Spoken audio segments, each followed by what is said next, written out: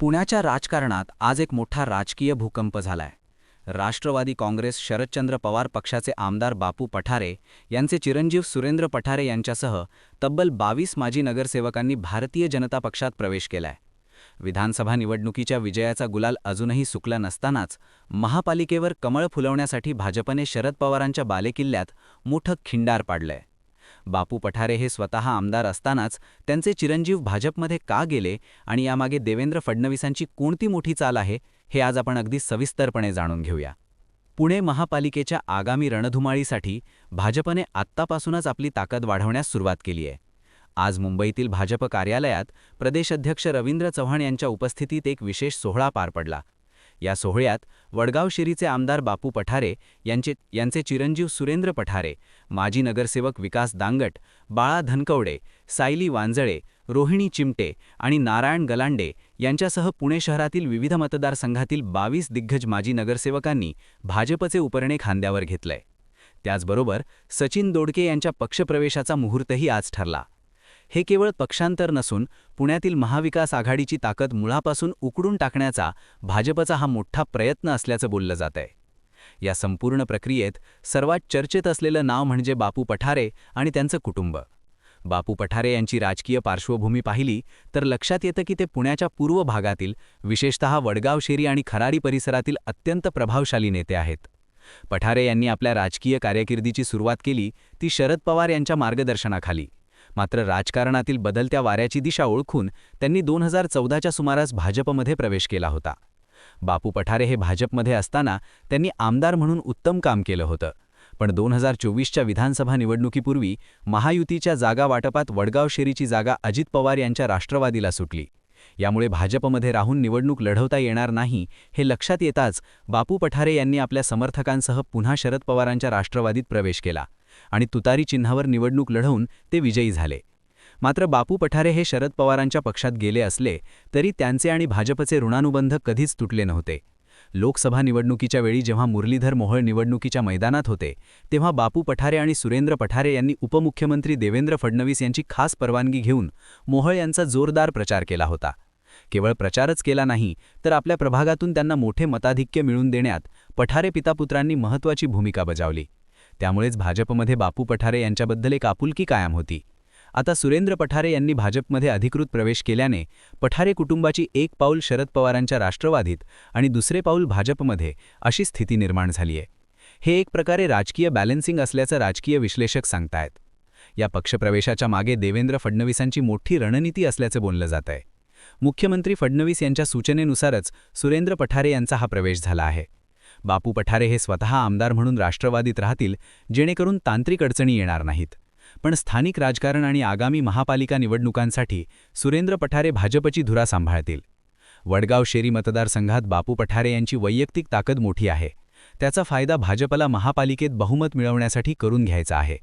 भाजपला खात्री आहे की ज्या पद्धतीने सध्या पुण्यात वातावरण आहे ते पाहता महापालिका जिंकण्यासाठी इतर पक्षातील मातब्बर नेत्यांना आपल्याकडे खेचणं हीच विजयाची गुरुकिल्ली आहे. या पक्षप्रवेशासाठी पुण्याच्या भाजप नेत्यांच्या घरी इच्छुकांच्या रांग्या लागल्या होत्या. केंद्रीय मंत्री मुरलीधर मोहोळ आणि उच्च व तंत्रशिक्षण मंत्री चंद्रकांत पाटील यांना भेटण्यासाठी शुक्रवारी दिवसभर कार्यकर्त्यांची प्रचंड गर्दी होती. विशेषतः मुरलीधर मोहोळ यांनी जंगली महाराज रस्त्यावरील कार्यालयात प्रत्येक इच्छुकांची भेट घेतली. त्यांची पार्श्वभूमी तपासून खडकवासला, हडपसर, वडगाव शेरी, पर्वती आणि शिवाजीनगर या मतदारसंघातील 22 नगरसेवक भाजपमध्ये आल्यामुळे या भागातील महाविकास आघाडीची ताकद निम्म्यावर आली आहे. यामध्ये काही धक्कादायक नावे देखील आहेत. काँग्रेस आणि राष्ट्रवादीच्या काही अशा नेत्यांचा समावेश आहे यांची नावे अखेरच्या क्षणापर्यंत गुप्त ठेवण्यात आली होती. बाळा धनकवडे यांच्यासारखा धनकवडी परिसरातील तगडा नेता भाजपमध्ये जाणं हा शरद पवारांसाठी मोठा धक्का मानला जातोय. तसेच सायली वांजळे आणि रोहिणी चिमटे यांच्यासारख्या महिला पदाधिकाऱ्यांनी भाजपमध्ये प्रवेश केल्यामुळे महिला मतदारांमध्येही भाजपची पकड घट्ट होणार आहे. भाजपची रणनीती स्पष्ट आहे. येत्या आठवड्याभरात आणखी काही नेत्यांचे टप्प्याटप्प्याने प्रवेश घडवून आणून महापालिका निवडणुकांपूर्वी विरोधकांना पूर्णपणे निस्तेज करायचे. यानंतर सचिन दोडके यांचा भाजपमध्ये पक्षप्रवेश झाला.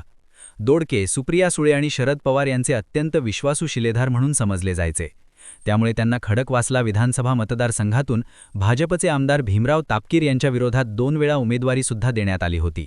मात्र पवारांचा हात शिलेधार आपल्या बळाला लावण्यासाठी थेट केंद्रीय राज्यमंत्री मुरलीधर मोहोळ यांनी फासे फेकले होते. भारतीय जनता पक्षाच्या कोर कमिटीच्या बैठकीत पक्षामध्ये कोणाला प्रवेश द्यायचे यावरून पुण्यातील 2 अन्यांमध्ये अर्थात मुरलीधर मोहोळ आणि भीमराव तापकीर यांच्यामध्ये जोरदार खडाजंगी उडाली होती. अखेर त्यांचा आज पक्षप्रवेश झालाच. पुणे महापालिकेत सत्ता मिळवणारे भाजपसाठी प्रतिष्ठेचा आहे. गेल्या 5 वर्षात भाजपने पुण्यात केलेल्या विकासकामांच्या जोरावर आणि आता या नवीन इन्कमीमुळे भाजपचा आत्मविश्वास वाढलाय. तर दुसरीकडे शरद पवारांच्या पक्षाला आपल्या आमदाराच्या घरातूनच लागलेली ही गळती रोखणं आता कठीण जाणार आहे.